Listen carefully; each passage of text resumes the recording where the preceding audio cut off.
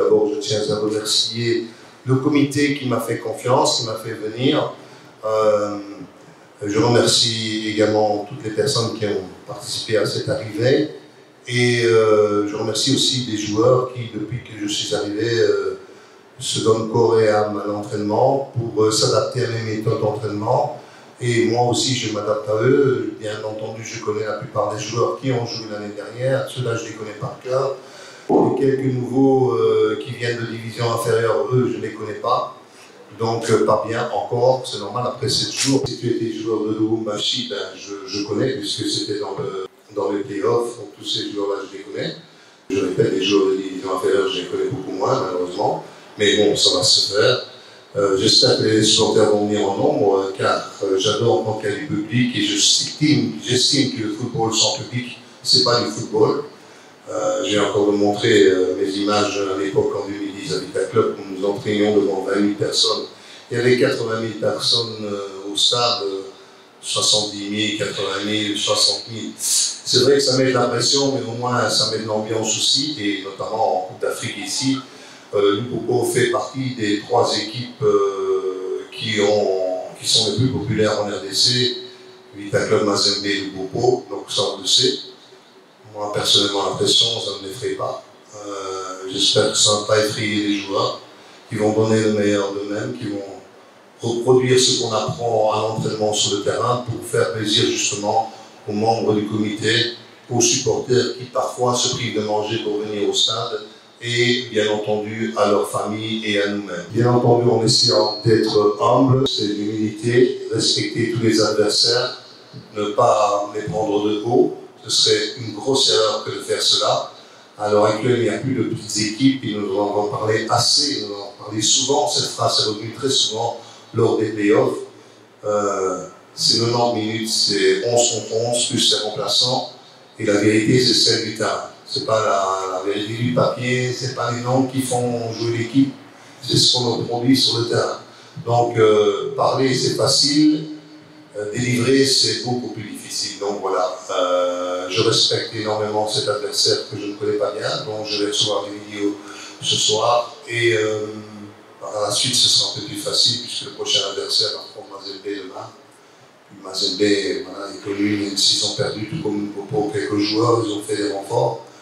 Et puis on va continuer à bien étudier les équipes, parce que vous savez que moi j'adore étudier toutes les équipes en détail, connaître les faiblesses et les forces de l'adversaire et de chaque joueur. Pour demain, ce sera un peu plus difficile au niveau individuel, de connaître tout le monde par cœur, mais pour la semaine prochaine, ce sera...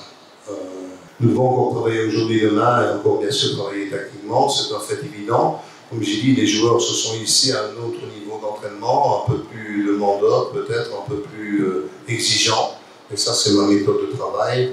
Je suis très loin de critiquer mon confrère, mais pas faire comme certaines déclarations que j'ai entendues ici en conférence de presse de certains coachs que je n'ai pas personnellement. On m'aurait dit des choses comme ça, je n'aurais pas apprécié. Donc je respecte mon confrère précédent, contre lequel bien sûr on a coaché l'année dernière. Et chaque entraîneur a ses méthodes de travail, etc. J'espère faire le maximum demain pour remporter les 3 points, comme je vous l'ai dit, et faire plaisir à nos supporters. J'espère que les jambes de mes joueurs ne sont pas trop lourdes, puisqu'ils ne sont pas habitués à ce type de travail, mais ça va venir. Comment faire? Simplement en donnant le meilleur de soi-même et en appliquant tout ce qu'on a appris à l'entraînement. Et surtout pas ne pas estimer l'adversaire, hein, surtout pas le prendre pour un adversaire pour rien du tout, parce que ça, ce serait la plus grosse erreur. Dans ce cas-là, Limpopo serait le plus grand adversaire de Limpopo. Si des joueurs croiraient qu'ils seraient déjà avec les 3 points avant de monter sur le terrain, ça n'existe plus. Souvent, nous avons fait venir, et ça fait parler d'ailleurs dans les médias sociaux, mais ça c'est pas grave, Issama, parce que nous avions un petit souci au niveau de l'arrière droit. Issama va pouvoir compenser ça et mettre encore un peu plus de pression sur ses coups, qui va devoir se battre plus pour obtenir sa place.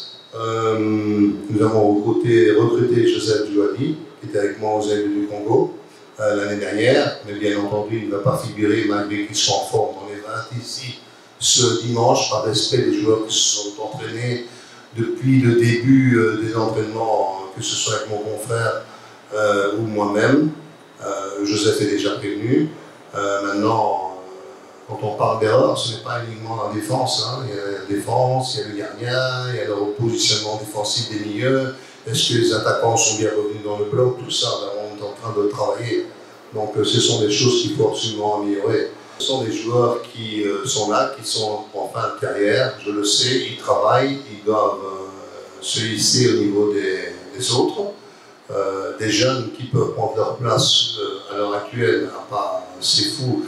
Bien sûr qu'il y aura des jeunes sur les ailes, là c'est normal. Hein. On a transféré Niembo, il y avait Cassima Basso, il y avait encore d'autres garçons comme Dikok, et puis j'en oublie, pardonnez-moi, les noms je ne les connais pas tous, en tout cas des nouveaux.